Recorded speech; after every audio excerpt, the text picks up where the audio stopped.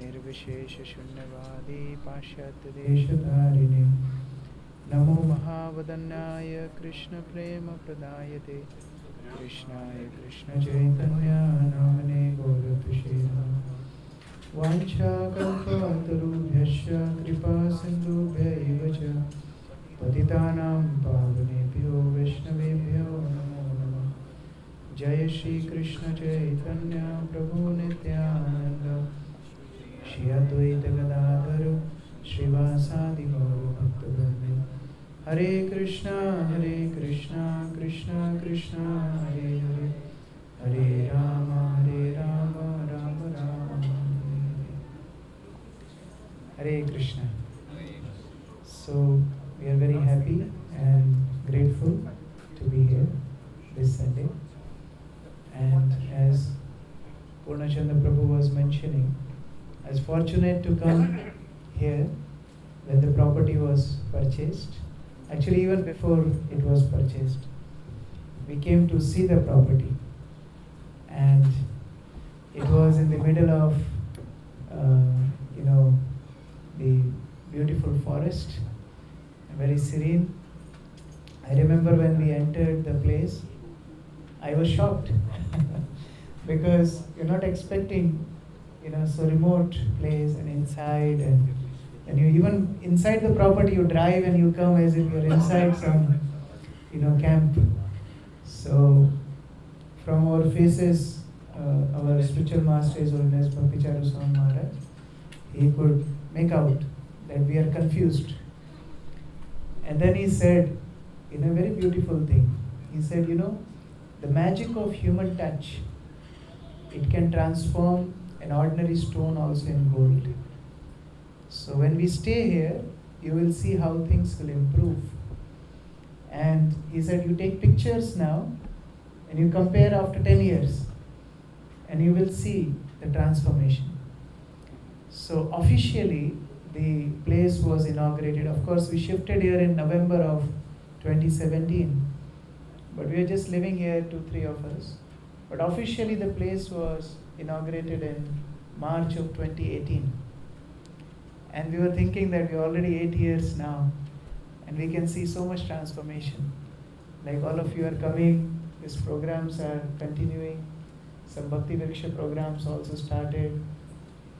Our Jambavan Prabhu got initiated. So many wonderful things are developing. And there were Bhakti Shastri course on this property already. There's so many senior devotees, sannyasis visiting. And we are seeing the vision unfolding step by step, gradually. And 10 years will complete in March of 2028. So we have our milestone. Till that time we have to do something more visionary to achieve what Guru Maharaj wanted. And that is Krishna consciousness. Krishna consciousness is ever expanding. Anandam buddhivardhanam pratipadam purnamrita swadanam. Every step there is more and more and more. There's never enough.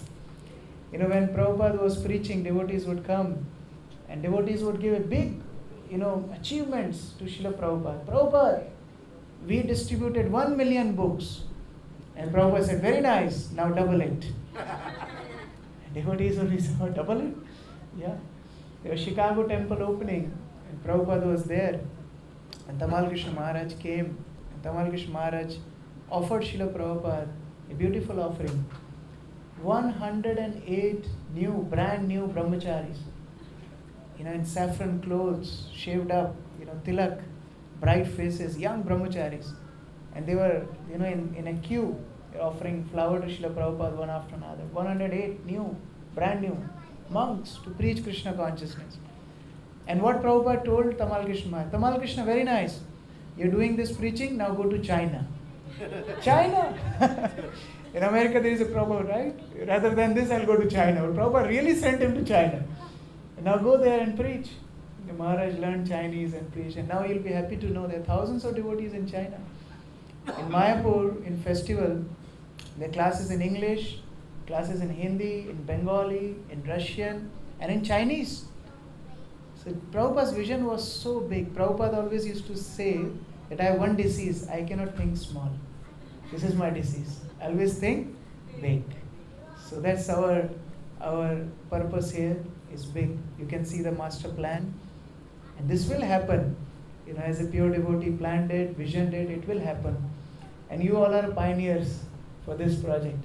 After 10 years, we will count, okay, who was coming in the Sunday feast in the June of 2026? Yes, we are there. We are the part of history. We are part of that golden book, which will be an inspiration for devotees for next 10,000 years. Like, when Prabhupada started ISKCON, this is the 60th anniversary. I saw a t-shirt of a devotee just now. Yeah, Prabhu is wearing beautiful t-shirt. 60 years chanting, dancing, and still not enough, right? So 60 years of ISKCON. But how did it start? With a small room. How many of you saw that 26 Second Avenue? The Matchless Gift storefront? How many of you saw that? A few of you. Small little place. And Prabhupada was envisioning a society which will preach Krishna consciousness all over the world. And devotees mentioned later, they recall their memory, and they said, even next street nobody knew who is Prabhupada and what is Krishna consciousness. But Prabhupada's vision was, all over the world we'll have our society, temples, devotees, street sankirtans, ratha yatras and so forth. And Prabhupada that time called a lawyer, Mr. Goldsmith or something is his name. And then Prabhupada was registering this society, international. And Prabhupada was asked by this lawyer, who will be the trustees? You're envisioning the worldwide society. Who will be the trustees? And Prabhupada said, these boys and girls will be the trustees. Some of them just came that day, first time. Prabhupada said, they will be the trustees. And Prabhupada made them sign. So the founding trustees of our movement were just some visitors of Sunday Feast program. So who know, in the future of D-Land, our all names will be counted, right? We were there, we were the part of this mystery or this wonderful future unfolding. So we are fortunate to be here. And Prabhupada's mercy, he made Krishna consciousness very easy. Many times spiritual life, it sounds so difficult. Like if you go to yogis in the Himalayas, they will tell you stand on your leg for hundreds of years, don't eat, don't sleep, don't do anything, and just focus on your goal. Very difficult. Somebody may say, you have to renounce your family and become a monk. Very difficult. Somebody may say, you have to memorize thousands of shlokas. Very difficult. But Prabhupada made it so easy. And that's the expert teacher. He makes complicated subject matter easy. Sometimes we hear some YouTube motivational speakers. They'll speak something which will be very titillating to our mind. It will appear very impressive. But then at the end of it, what we learn? We learn nothing. One time, Brahmananda Prabhu, when he was not initiated, he came to Srila Prabhupada. And he would always carry this Bhagavad Gita with him. Not this one, but another Bhagavad Gita. And Prabhupada asked, very nice, you carry Bhagavad Gita with you? Good. Do you understand Bhagavad Gita? Yes, Swamiji, I understand everything. Okay, open it. Which chapter? Okay, randomly open. And Prabhupada said, read. And he read one paragraph. Prabhupada said, now close it. Okay, now explain what you understood. And he was blank. Prabhupada said, yes, therefore you need a guru. You need an expert teacher. So we are so fortunate, Prabhupada simplified this Bhagavad Gita for us. More than, if you just read the translation, it's difficult to grasp. It's difficult to practically apply. But then when we read the purport, it becomes more relevant to us. Devamrita Swami Maharaj, one of Prabhupada's disciples, were mentioning that in Srimad Bhagavatam, 10th canto, 13th chapter, there's the last chapter Prabhupada wrote his commentary, wrote the purport. When he heard that this is the last chapter Prabhupada wrote his purports, he started to cry. He said, who is going to teach us next? Because Prabhupada, the way he simplified, nobody else can do that.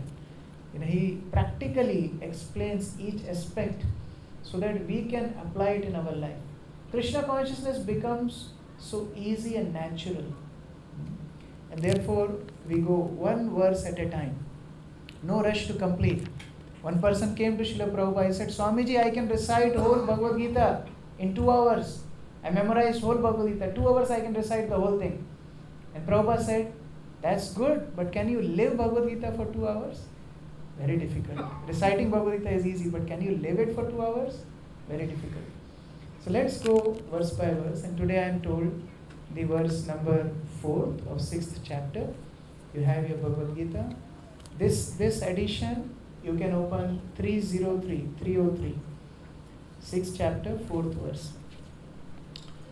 So Bhagavad Gita is categorized into 3 sections.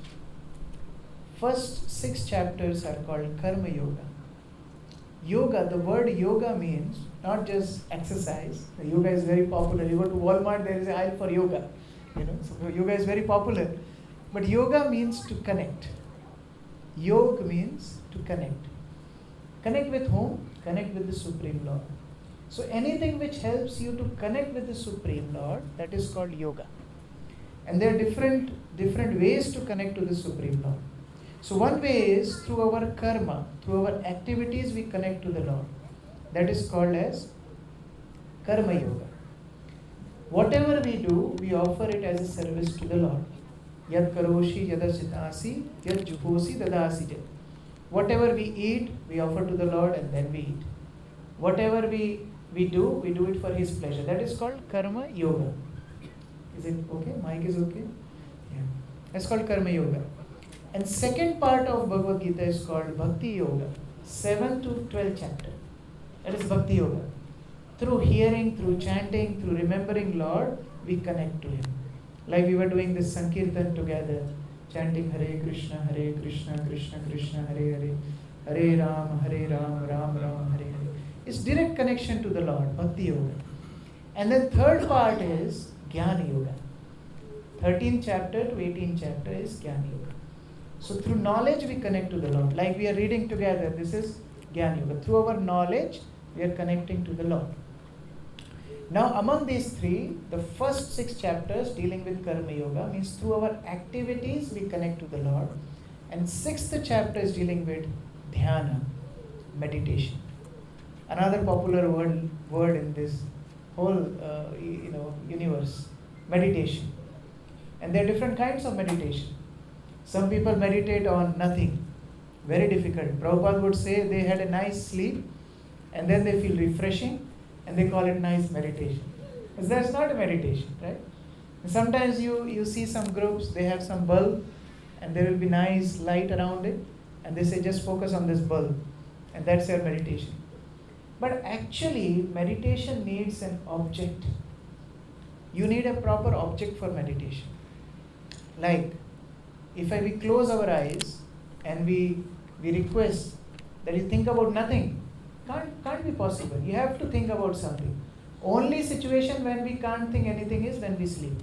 Otherwise very difficult. So meditate on what Krishna is describing in this chapter. How to meditate, and meditation should be on whom. That is the content of this chapter. So we are reading 4th verse. You can repeat after me. Yada hi nendriyartheshu na karmasa anusajjate sarva sankalpa sannyasi yoga rudhas tadochyate yada hi nendriyartheshu na karma swanusajjate sarva sankalpa sannyasi yoga rudhas tadochyate.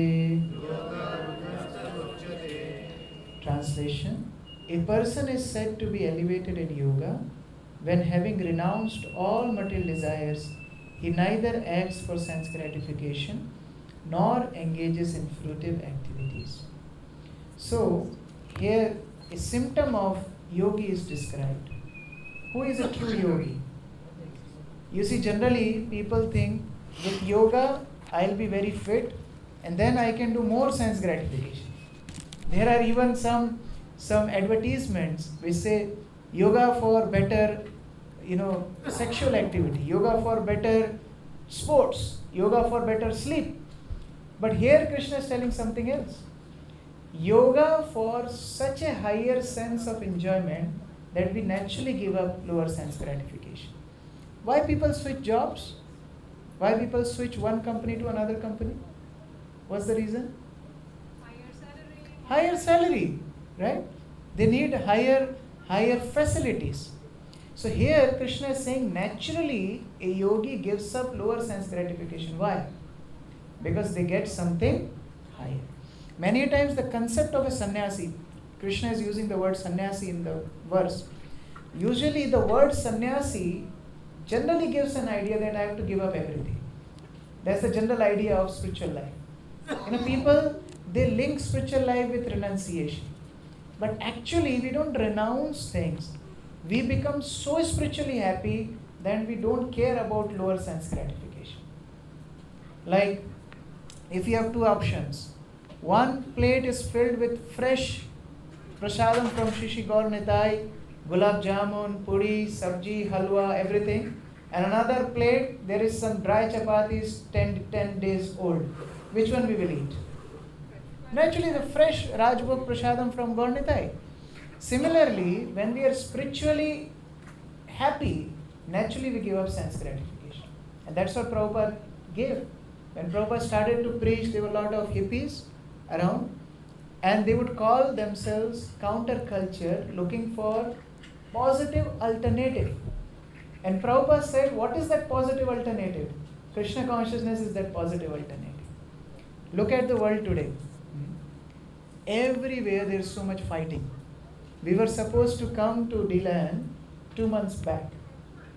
But you know why we could not come? Due to the war. The flights got cancelled. We had a flight to Delhi to Zurich. It was 8 hours flight. But we reached in 12 hours. Why? We had to take whole detour avoiding the Arab countries. So many wars. Just after Corona, just after COVID period, how many wars we saw? Russia-Ukraine war. Then Palestine-Israel war. Then situation in Bangladesh, I don't know if you know that, the whole government was, the Prime Minister had to flee the country and the whole situation became topsy-turvy. Then in Nepal, the Gen Zs, new generation, they attacked the parliament, they burned the government buildings and so forth. And then we saw this Iran and Israel war, and then US-Iran war. So many wars. We have to stop and think, somewhere we are going wrong. If everything is nice, we are advancing, why we are fighting? And not just on country level. Look at the domestic situation of people. Families are not living together. It is told that love at first sight, divorce at first fight. In the 1970s, when Prabhupada came to US, the divorce rate was 70%. But now the divorce rate is only 30%. You know why? Why is that? They are not getting married. Why to get into that whole situation? Because we can't stay together anyway. Why to take whole trouble? Are we going into right direction? No. And the world needs some change. Little children, they play with jigsaw puzzle. You've seen that? Jigsaw puzzle, you're fixing everything. So one 4-year-old boy was given a jigsaw puzzle where he had to assemble the world map. And now also, if he asks where is Tanzania or where is this or that, we get confused, right? Which country is where, and to put everything together is difficult even for us. 4-year-old boy, within 1 minute he assembled everything. The father was astonished. How could he do that? How could he assemble everything in 1 minute? I asked the boy, how did you do that? The world map. He said, Papa, on the back side there is a face of a child. And I just assembled the face of the child, and the back part world map was already set. Meaning, we are here to correct ourselves. And when we are individually satisfied, when we are individually content, whole world will automatically change. This is individual dissatisfaction which expands to domestic dissatisfaction. That it expands to city level, and expands to district level, expands to state level, country level, international level. Prabhupada asked that whenever we land in any country, why they screen us? Why they screen us? Because they doubt we all are terrorists. Otherwise, what's the need of screening? The world has lost faith. The world has lost any kind of trust. Somewhere we are going wrong. Yes, technology is advancing, AI is advancing, everything is on our fingertips.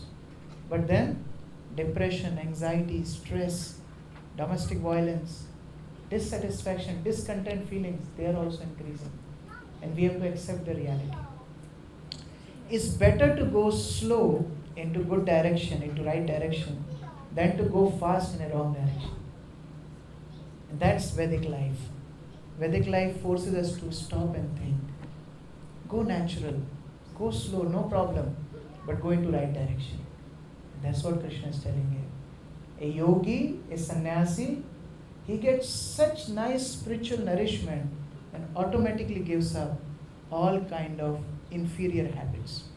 See how this world works. Krishna tells in 2nd chapter of Bhagavad Gita, Dhyayato Vishayan Punsa Sangasteshu Upajayate. The whole advertisement company, the advertising companies, they're very smart. They make you realize that you need that product, although in reality you don't need it. Right? Like iPhone 17. And everywhere you see iPhone 17. At airport we landed, we see iPhone 17, iPhone 17. You go to Walmart, you go to Target, you go to Costco, everywhere you will see. You play any lecture video on YouTube and then the advertisement will pop up, iPhone 17. And slowly you will start to realize, I'm missing something. I need to purchase this. This is the whole scenario of advertisement company. Like Coca-Cola. Everywhere you go, Coca-Cola, Coca-Cola, Coca-Cola. And the moment you feel thirsty, I need Coca-Cola. It is artificially imposed on us. And we have to realize that. Dhyayato Vishayan Punsan Sangasteshu Upajayate. The more we contemplate on some object, we become attached to get it. See, when we were small, we were children, we go to school, and we are taught like that if you don't work, you are useless. If you don't earn enough, you don't get enough respect.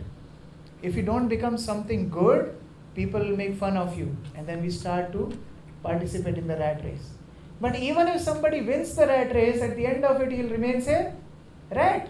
He'll not become a cat. So that's the whole situation. Dhyayato Vishayan Punsan Sangasteshu Upajayate. Sanga Sanjayate Kaman. Then the material lust, material desire becomes so intense that we want it at any cost. Then Kama Krodho Vijayate. When we don't get it, we become angry. We become frustrated. And we can see world around us. One person, he came from Pune, in city in India, Pune.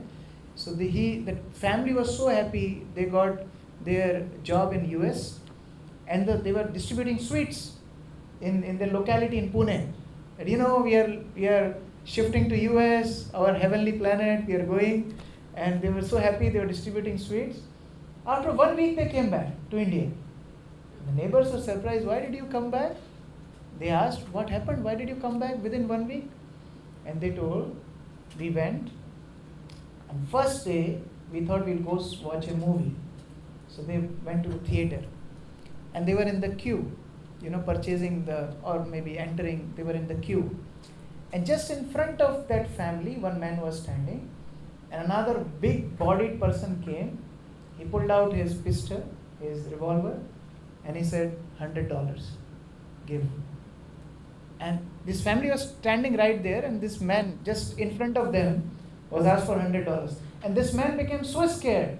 He pulled out his purse and he had $200 and he gave in the hand of that person. You take it. But still this person shot this guy. You know why? He said, I asked for 100. Why did you give 200? Am I a beggar? Reality. And this family was so shocked. They came back. People are angry, they are short-tempered because they are not satisfied. They're fed up with their life. They can't tell it openly, but it comes out in the form of frustration and anger. And we see how short-tempered people are. You ask same question on a store to somebody 3 times, and you see the response, how they will respond to you. On the signal, if you wait for 1 second when the green light, people start honking. Why? So much impatient. The internet. You come to the farm, the speed goes low, people become frustrated. Why so slow? Impatient. Kama krodho vijayate. They become angry. And then krodho bhavati sammoha. They become completely bewildered, illusioned. Their memory is lost, discretion is lost. And then they fall in the trap of Maya. This is how the world is designed. Although we are openly moving around, but we have to accept the fact that we all are prisoners in this material world. Prisoners of our own desires. Prisoners of the clutches of this material system. And to break it, this Bhagavad Gita is there. We have to break this system. We have to break this cycle. And therefore we are here. So these habits are very hard to break. Very hard to break. I was just reading that how one person, he hired an Uber, and he was driving, the Uber driver was driving, this person was sitting at the back, and this person, the passenger, was talking on phone. And they came closer to where he wanted to go, but as he was speaking on phone, he could not give him directions, by speaking, because he was already communicating on phone. So what he did, he stretched his hand and he touched on the Uber driver from back seat. And Uber driver became so bewildered, he lost control of the car. The car started rotating here and there, and finally went into one ditch. And I said, what happened? I didn't do anything, I just touched you, what happened? He said, my dear sir, I was a mock van driver before. So I am habituated to carry dead bodies. And the moment you touched me, I remembered that, that I was carrying dead bodies. So these habits are very, very strong. Life after life, we are habituated to forget God. Life after life, we are habituated to not practice spiritual life.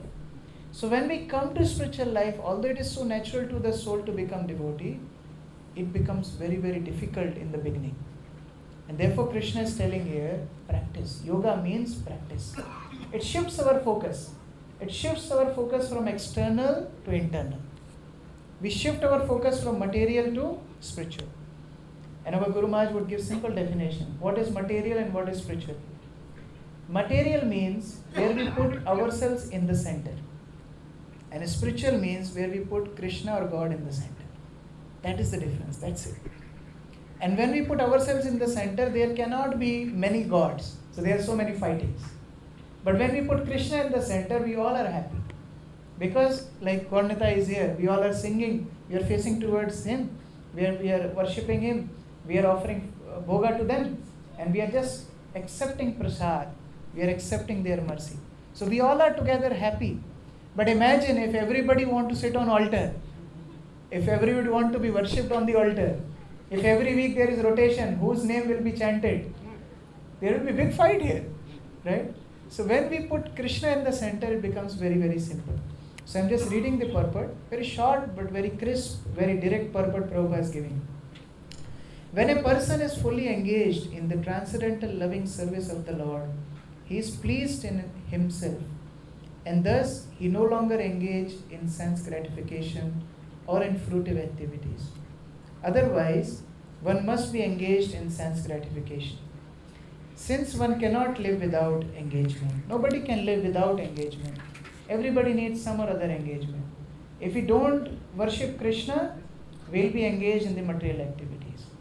So Prabhupada is saying, without Krishna consciousness, one must be always seeking self-centered or extended selfish activities. There are two kinds of selfishness. One is immediate selfishness, me and my body. But there is extended selfishness, my family, my nation, my community, my race.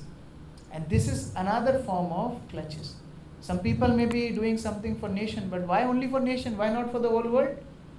Prabhupada came and Prabhupada started to preach in the US. Prabhupada was told, why are you imposing Indian philosophy on us? Prabhupada said, no, we are not Indian, we are not American, we are not European, we are not whites or blacks or browns. We are spirit souls, the servant of God. Same food people are eating in India, same food they are eating here. The needs are same, the frustrations are same, and the solution is also same, becoming Krishna conscious. So Prabhupada is saying, Immediate self-centeredness and then extended self-centeredness. Both are bad. But a Krishna conscious person can do everything for the satisfaction of Krishna and thereby be perfectly detached from sense gratification. One who has no such realization must mechanically try to escape material desires before being elevated to top rung of yoga ladder. What is this yoga ladder? Yoga ladder means to rise from karma to jnana to bhakti. Bhakti is highest. Bhakti includes everything. Bhakti includes knowledge. Bhakti includes work in devotion. Bhakti includes everything. But there are different steps. In the yoga system, this is called Ashtanga Yoga. Ashtanga Yoga means when one migrates from the body consciousness to Krishna consciousness. There are 8 steps. First is called Yam. Yam means external purification. Yam means don'ts of spiritual life. Now don'ts are very important. Sometimes we think that why so many rules? I can be myself and still Krishna or God can love me. Why so many don'ts? Don'ts are there to protect us from vices. Imagine if there are no law in the country, what will happen? It is told in India, they believe there are 33 million gods. And one is Krishna sitting on the altar. Remaining are only controlling traffic. Because everybody drives on their own way. Those who went to India, they know. So if there are no rules, there will be chaos. And therefore we need don'ts in spiritual life. We come to spiritual life, we learn. Okay, don't do things which are harmful, which are detrimental to your spiritual advancement. We protect ourselves from those things. Like one time one person went to the doctor. I told, doctor, I am gaining too much weight. Can you help me? What medicine should I take? The doctor said, every day you should only take 2 chapatis and 1 cup of dal. Okay, doctor, after meal or before meal? He said, no, this is your meal. So nobody likes restrictions, right? Nobody likes restrictions. But spiritual life has some good restrictions. The restrictions which save us. Like we don't take intoxication. Now the word intoxication means, toxic means poison. Intoxication means we are poisoning ourselves. So living intoxication means protecting ourselves from things which are detrimental to our spiritual life. So like that there are so many don'ts which are called yam. Then second step is niyam. What is niyam? Niyam are do's of spiritual life. Yam is don'ts. Niyam is do's. What are the do's? Okay, wake up early in the morning. Why wake up early in the morning? Because that time is best for the spiritual cultivation. You will not get call from your boss 4 o'clock in the morning. You will not get WhatsApp messages at 4 o'clock in the morning. So when you get up early in the morning, you can chant, you can read, you can remember Lord, you can hear spiritual discourses. Like every day we have morning program here. Many of you join online. 6:45 their discussion on Srimad Bhagavatam. Best time to practice spiritual practices, morning time, niyam. Like we chant fixed number of rounds every day. Sometimes people complain, why so many restrictions like that? Why fixed number of rounds? Why can't I chant as much as I want? Because anything which cannot be measured cannot be improved. If you measure something, you can improve. Like you take 4 rounds I chant every day. That means you are bound to chant 4 rounds and then you improve it. Okay, now I'll go to 6 rounds, or now I'll go to 8 rounds, or now I'll go to 16 rounds. So anything you can measure, you can improve. These are the do's of the spiritual life. Like one time one disciple go to his guru, to his spiritual master, and told, Guru Maharaj, you gave us this process, nothing happens. Every day I'm getting up in the morning, I am chanting, I am reading, I am attending Sunday feast, nothing happens. Guru said, okay, don't worry, take this basket, go to the lake and bring water in this basket. The disciple said, nothing will come in this basket because there are so many holes. He said, no, still try it. Guru told the disciple has to do, but disciple think my Guru Maharaj lost his system maybe. He doesn't know the water cannot be contained in this basket with holes. He said, okay, still bring it. So the disciple went, he carried some water, brought it back. On the way everything got spilled, nothing in the basket. Guru said, okay, go back and bring it again. Like that 4 or 5 times that person did. Disciple became so frustrated, he said, Guru Maharaj, enough. Why are you making me do this? Then Guru said, now look at the basket. How it looks now? He said, wow, it's completely clean. Before it was black. And although it could not contain the water, but still it cleansed the whole thing. In the same way, every day we come, we chant, we offer our pranams, we take prasadam, we read from Bhagavad Gita and Srimad Bhagavatam. We may feel, oh, I don't remember much. I hear and I forget. I chant but there is no devotion. I eat prasad and then I forget what I ate last Sunday. But still, it's purifying the heart. So yam, niyam, they both help. And then there is asana. Asana means regulation of the body. We regulate our body, right? Because body is a machine to practice spiritual life. Krishna tells in Bhagavad Gita, yukta hara viharasya. We need to balance everything. Like Prabhupada used to say, if you sleep too much, you are lazy. If you sleep too little, you are crazy. Both are bad. It's not that just by sleeping less we advance. No, we have to sleep the right amount that helps us to be focused. Like in the prison house, one of the third degree tortures is the inmates are not allowed to sleep. That's the third degree torture. Because they go insane. If they're not allowed to sleep for 4 or 5 days, they go insane. They start to scream that we need to sleep. So everything has its own place. So asana means regulating the movements of the body. Okay, I sleep on a fixed time. I get up on the fixed time. Regulation is very important in spiritual life. Same as eating. There is a saying that 15% of the quantity what we eat is enough to maintain our body. Like you have the whole plate of prasadam, not for Sunday feast, but at home. The whole plate of prasadam, 15% of it is enough to maintain our body. Then what about the other 85%? That is to maintain our doctor. Because we'll get diseases, we'll go to him, we'll pay his fees. That's to maintain our doctor. 15% is enough. So you have to regulate our eating. You see, all diseases in this world, there are not a single popular disease which is due to less eating. But almost all the diseases are because of more eating. You eat lot of salt, you get hypertension. Lot of sweet, you get diabetes. You get other stuff, lot of oily things, you get cholesterol. So many things. More eating. Yukta ahara viharasya. So asana. And then there is pranayam. Pranayam means now controlling the breathing activity. Morning, Jeff Pro was giving wonderful class. And in Purport Prabhupada was mentioning that one who can control the movements of the breathing, they can live longer. Now, for devotees, it naturally happens. When you chant, automatically your breathing is in the perfect order. Many experiments have been done. In India, we have IIT, the best institute for studying engineering. And one of the IITs did research on devotees, those who chant. So they put all their machines and things.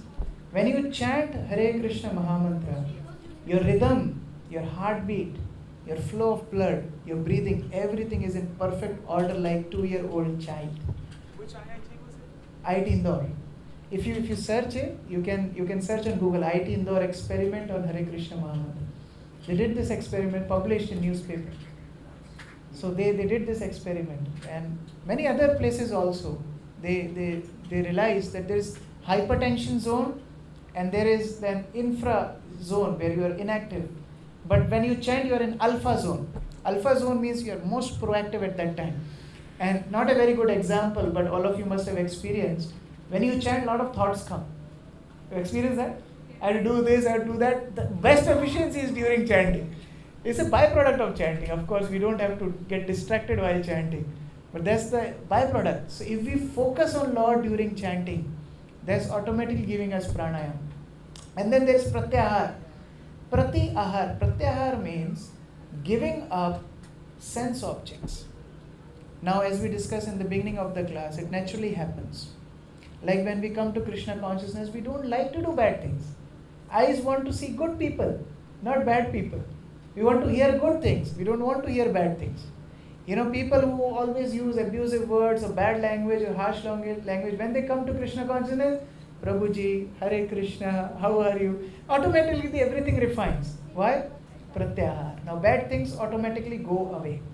And then there is dharan. We focus more and more on our spiritual goal. And then dhyan, meditation on the Lord. And samadhi. Samadhi means fixed attention. No other thought. So person will be walking, talking, eating, sleeping, but his mind will be focused on the Lord. Like one time devotees were around Srila Prabhupada. And Prabhupada said, you know why sky is blue? Now there's so many explanations, right? Physics, refraction and this and that.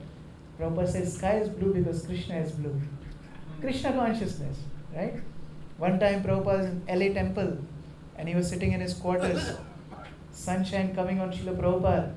And one devotee stood up and closed the curtain. Prabhupada said, why did you do that? Krishna was embracing me through sunshine. The sunshine is Krishna's embrace. Krishna conscious. This is samadhi. Prabhupada landed in Chicago airport. Devotees welcoming, they were dancing.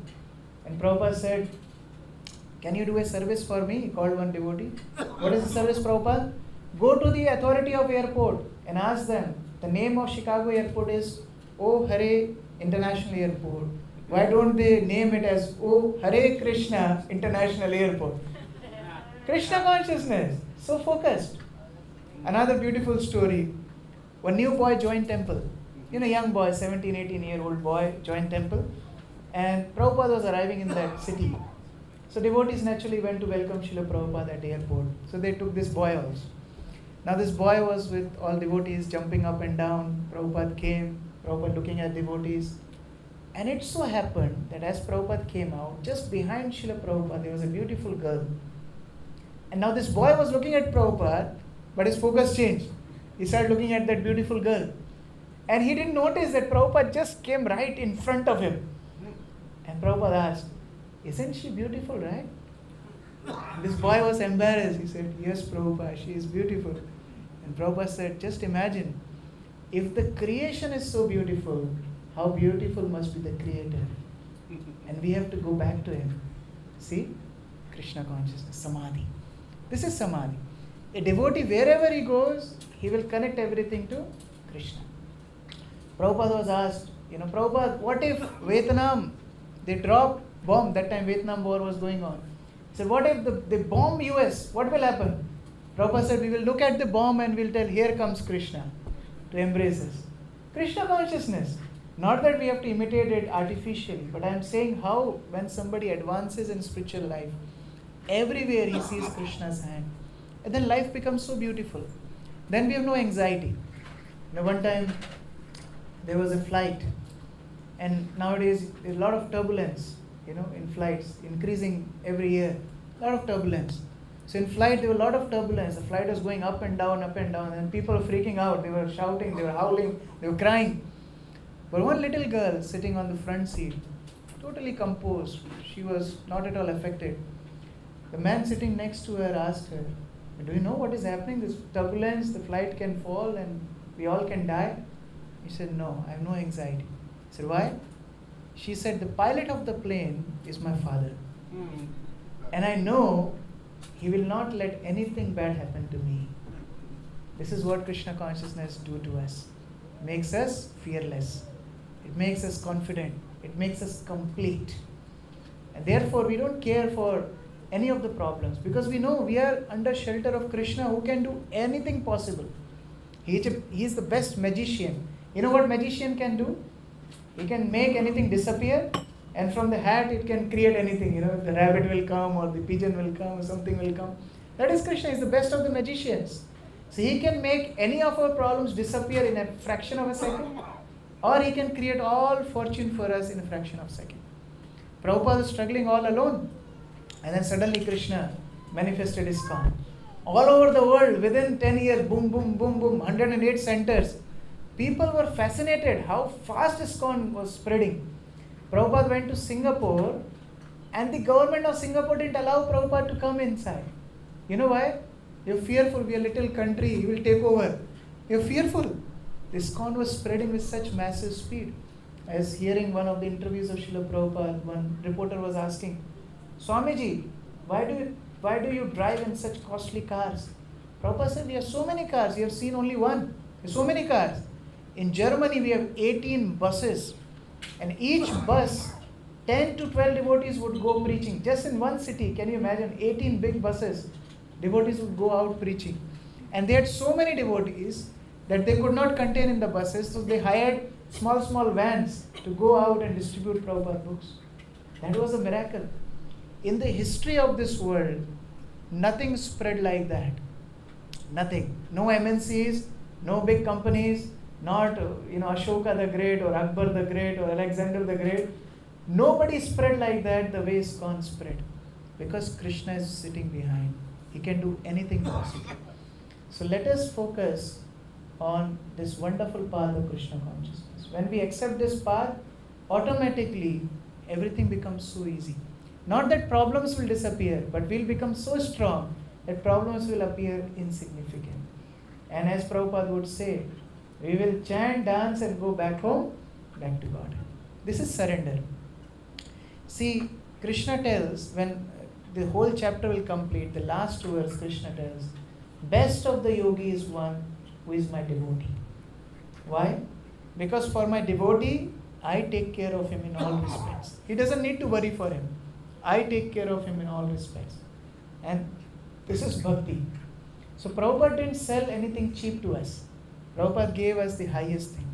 Now how do we practically become surrendered to the Lord? 5 steps. First is, we give first day of our week to Krishna. That is Sunday. Okay, 1 week, only 1 day, let us give it to Krishna. That's the starting. People come to Sunday feast, they become introduced to the philosophy, they become introduced to the Hare Krishna Mahamantra, they take some prasad, they become accustomed to Kirtan. First day of our week, we give. And then we learn that we have to chant the holy name. So we give first hour of our day, that's second. First hour of our day to Krishna.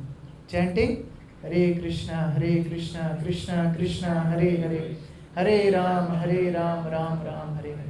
First hour of our day to Krishna, chanting this holy name. And that's when Hare Krishna goes in our head. That's how we become devotee. If we don't chant, we'll never become devotee. When we chant, slowly become our spiritual nature becomes more and more manifest. And third step, we give first portion of our food to Krishna. We start taking only prasad. Okay, we eat, but before eating, we offer our plate to Krishna. Krishna, thank you so much. You gave us everything. Now, accept it as our offering, and we take your remnants as your mercy in our life. So, first portion of our plate. And then fourth is a very committed step. We take decisions in life keeping first priority as our spiritual advancement. Which place will be helpful for me to advance? I'll go to that place. Which association will be conducive for my spiritual life? I'll associate with those people. Which books will help me to know more about Krishna? I'll read those books. Which videos are helpful for me to become more Krishna conscious? I'll watch those videos. So like that, everywhere we prioritize Krishna. And then fifth step is first person in our heart, Krishna. We give our heart to Krishna. So like that, we chant, we associate, we read, we get up early in the morning. And these are some practical signs of surrender. Otherwise, these teachings will become very vague, right? Okay, we have to surrender to somebody we have never seen, we have never experienced. But then practically what we can do is, we become committed in our spiritual life. And that's how we show, Krishna, we want you in our life. Krishna, we should not fear Krishna, we should fear this world. Because the world is not a merciful world. Even if you cut your throat for somebody, they will say, you didn't cut it right, it's a little slant, you should have done it properly. They will not be happy. No matter whatever you do for people, they will never be happy. But Krishna is so grateful. Last week I was told, Bhakti Sarvaki Gaurang Maharaj told, Patram Pushpam Phalam Tuyam. Just little fruit, little flower, little water, little of our devotion. Krishna becomes sold out to that devotee. Krishna becomes completely grateful to that devotee. This is beauty of this spiritual path. So let us take this very, very seriously. In the subsequent verses, Krishna will tell how we can withdraw our attention from the world. While living in this world, we can become more and more focused on our spiritual path. Hare Krishna. Shri Prabhupada ki jai, Bhagavad Gita ki jai. Any thoughts, reflections, Any comments or questions? Please feel. I do have a question. Can you the mic? You have the mic?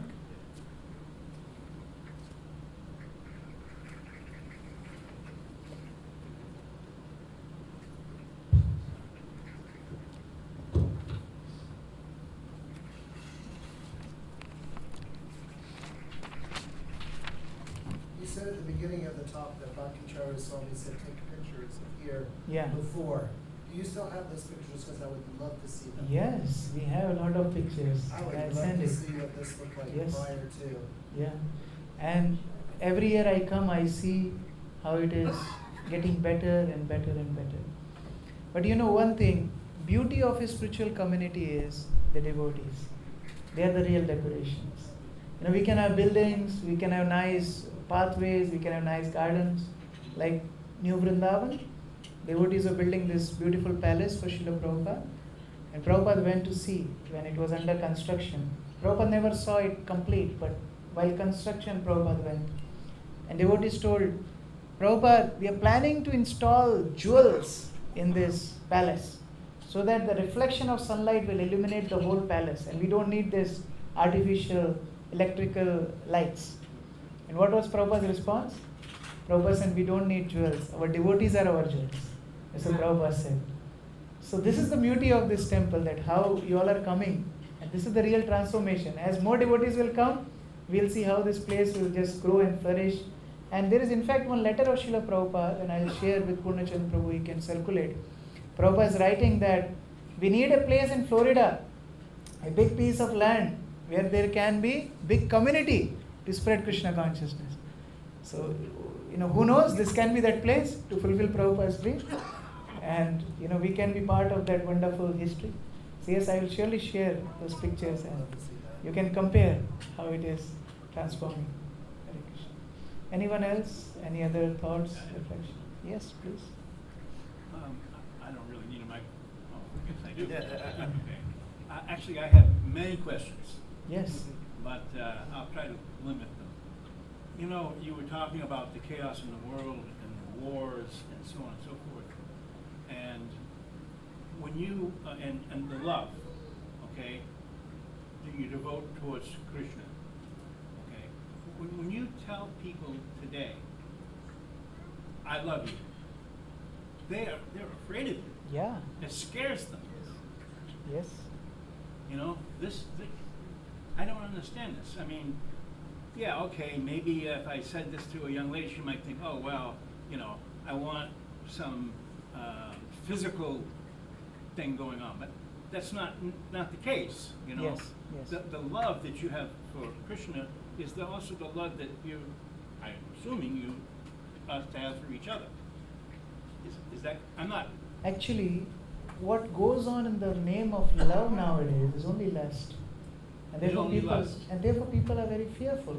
Like suppose you go to a doctor and the doctor is a fake doctor. And you went with all your trust, you went with all your faith, and you told that this is my disease. And that fake doctor gave you some fake medicine. Instead of helping, that aggravated your disease. Now next time when you go to a doctor, you will be very fearful. And that's what's happening in this world. Because people are exploiting each other. People are using each other. You know, Radhanath Swami Maharaj, he tells that things are to be used and people are to be loved. But now in the world, people are used and things are loved. So this is the world today. So people are exploiting each other, and that's where they are fearful. Oh, you know, sometimes devotees go out and they distribute cookies and they distribute some prasadam and they tell you, please come to our temple and we can chant together and dance together. They say, wait, what do you need from me? Tell me. They doubt devotees, right? Because there is no love. And this is the basis of this movement. When Prabhupada started this movement, people asked him, why did you come? What do you want from our country? What do you need from our country? And Prabhupada said, I didn't come to take, I came to give. And that's where it hit people, that here is a person who genuinely loves us.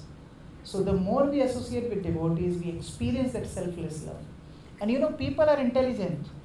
Although they are speaking that I love you, but the intuition, the consciousness that catches the bhava, that catches the emotion also. People are very smart nowadays. They can understand you are selfish or you are selfless.